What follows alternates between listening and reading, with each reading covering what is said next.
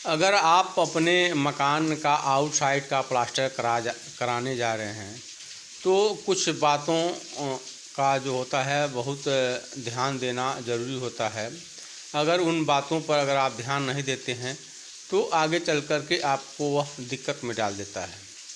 तो बहुत से शिकायतें होती हैं कि हम इतना बढ़िया तरीके से अपने घर के आउटर साइड का प्लास्टर कराए हैं, तब भी जब बरसात होता है, लगातार बारिश होता है 10 दिन 1 हफ्ता, तो हमारे जो बाहरी दीवार होती हैं उसमें सीलन आ जाता है। तो देखिए, लोग क्या करते हैं, आउटसाइड का प्लास्टर कराते हैं लेकिन कुछ बातों का ध्यान नहीं देते हैं। अगर वही बातें आप आगे चल कर के परेशानी डाल देती हैं। तो कभी भी अगर आप आउटसाइड का प्लास्टर कराते हैं तो सबसे अहम चीज़ होता है कुछ बातों पर ध्यान देना।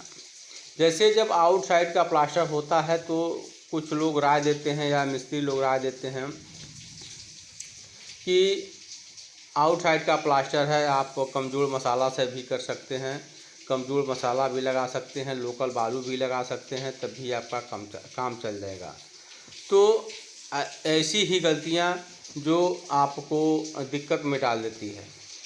तो कभी भी सही सुझाव लें और सही तरीके से जो अपने आउटसाइड का प्लास्टर कराएं।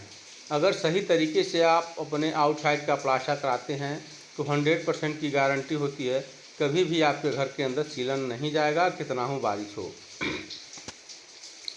अब जैसे करना क्या होता है, लोग जब प्लास्टर का मसाला बनाते हैं तो लोग क्या करते हैं कि अब 4 एक का प्लास्टर करना है तो 6 एक का, 7 एक का, 8 एक का प्लास्टर कर देते हैं। कहते हैं कि चलिए आउटसाइड का प्लास्टर, इससे कोई मतलब नहीं है।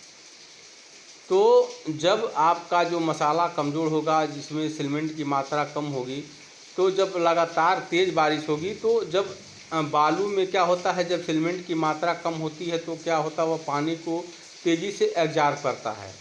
यानी जब दीवार पर पानी पड़ेगा तो वह पानी को बहुत तेज़ी से सोखता है। वहीं अगर मसाला बना हुआ है, उसमें सीमेंट की मात्रा अधिक है, तो वह पानी को अपने तरफ खींचने नहीं देगा।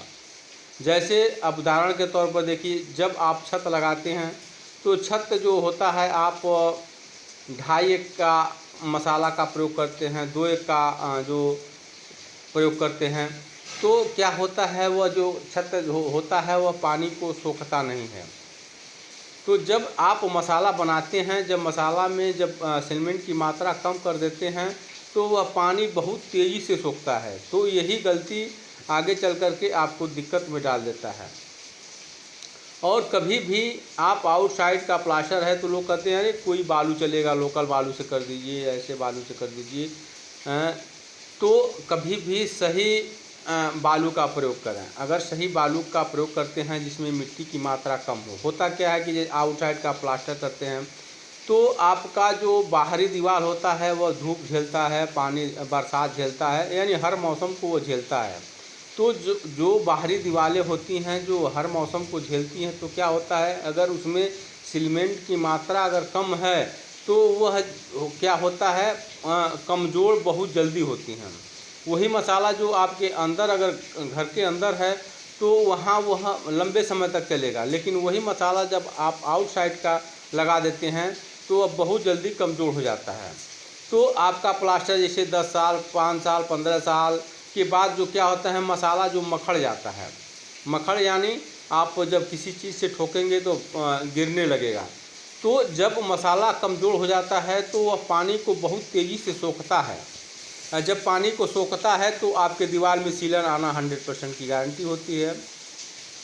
तो कभी भी आप आउटसाइड का अगर प्लास्टर करते हैं तो अच्छी क्वालिटी की सीमेंट का प्रयोग करें और अच्छी क्वालिटी का बालू का प्रयोग करें, और कोशिश करें आउटसाइड में जो प्लास्टर कर रहे हैं ज़्यादा मोटा ना हो, पतला हो।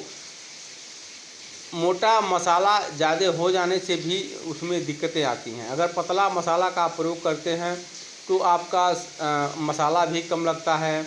आप मान लीजिए जो मसाला का रेशियो होता है आप 4 एक का कर सकते हैं, तो कभी भी आप आउटसाइड का प्लास्टर